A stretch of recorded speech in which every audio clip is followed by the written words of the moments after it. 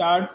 सभापति जी, आपात स्थिति लागू होने के बाद देश असामान्य स्थिति के दौर से गुजर रहा है। शासन में, समाज में, राजनीति में, अर्थव्यवस्था में कदम कदम पर उसी असामान्य स्थिति के दर्शन किए जा सकते हैं। मेरा अपना अनुमान ऐसा था कि इस विकट स्थिति में शायद बजट भी कुछ असामान्य ही ना हो, विशेषकर तब कि लोकसभा का जीवन काल 1 वर्ष के लिए बढ़ाया गया।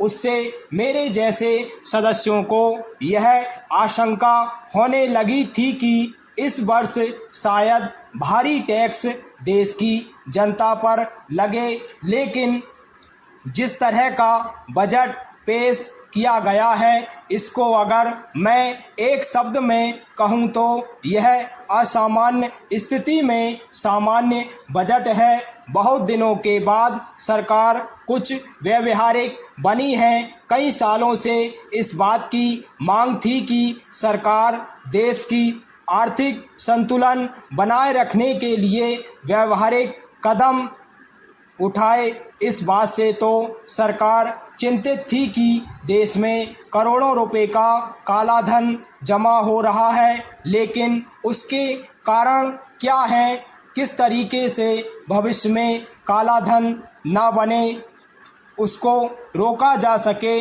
इस बात की ओर कोई विशेष ध्यान नहीं दिया गया। पैरा महोदय, उत्पादन अनाज का घटता जा रहा था, इसकी चिंता सरकार को थी, लेकिन क्यों घट रहा था, इसके कारणों की ओर ध्यान नहीं दिया गया। मजदूर आंदोलनों और हड़तालों से सरकार चिंतित थी, लेकिन उनके पीछे कौन से कारण थे, उनकी ओर विशेष ध्यान नहीं दिया गया। इसी तरह से जो विदेशों में बसे हुए भारतीय हैं, वे करोड़ों अरबों रुपए की राशि विदेशों में जमा कराते हैं, किंतु भारत में उस पूंजी को नहीं लगाया जा रहा है। शायद पहली बार इस प्रकार का बजट आया है जिसमें इस बात की व्यवस्था की गई है कि काला धन केवल निकलकर बाहर ही ना आए, बल्कि काले धन का भविष्य में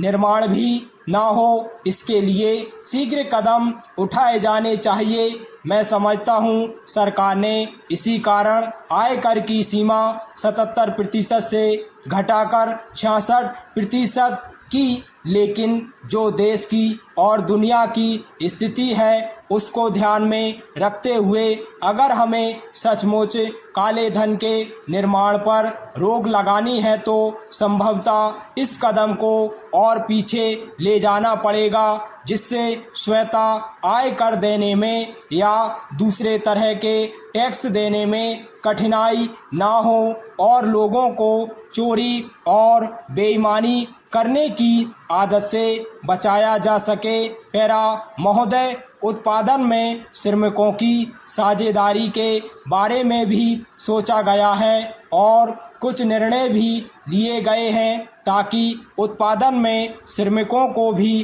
कुछ भाग मिल सके। यह बहुत बड़ा कदम है। इस प्रकार के कुछ दूसरे कदम जो उठाए गए हैं उनकी सराहना की जानी चाहिए। मैंने भी इसीलिए इसको सामान्य बजट कहा। मैं शायद इस बजट को आदर्श बजट कह सकता था यदि किसानों के लिए भी सरकार ने उदारता और खुले दिल से कुछ निर्णय ले लिए होते।